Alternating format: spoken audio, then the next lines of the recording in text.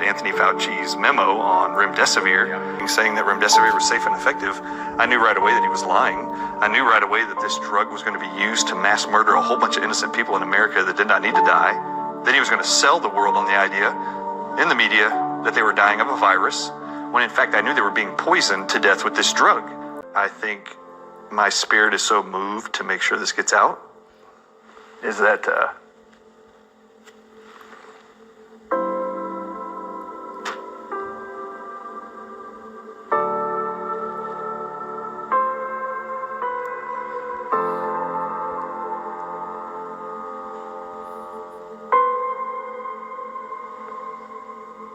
in January,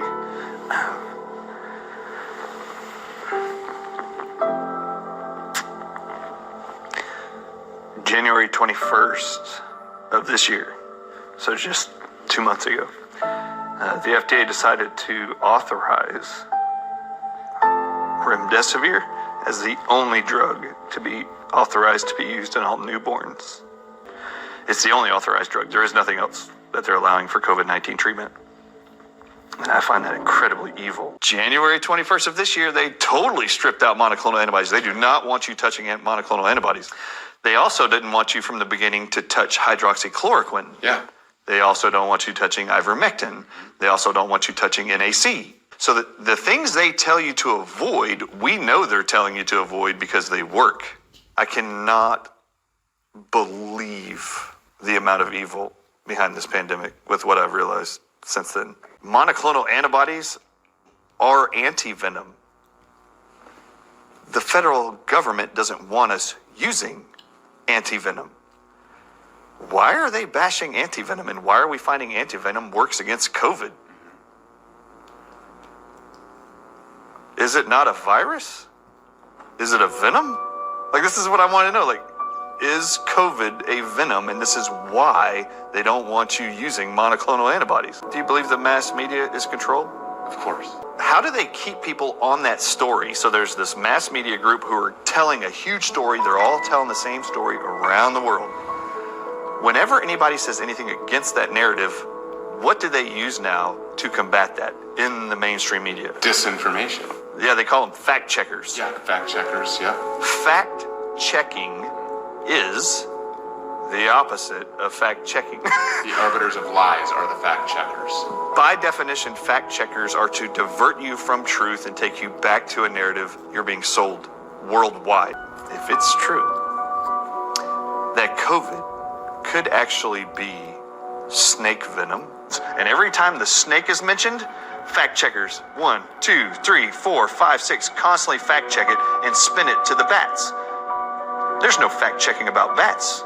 When they did genetic sequences from the antibodies in the people who were sick in Wuhan, they found that their genetic sequence was not most like bats.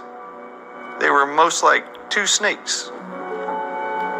Proteins from the Chinese crate and the king cobra.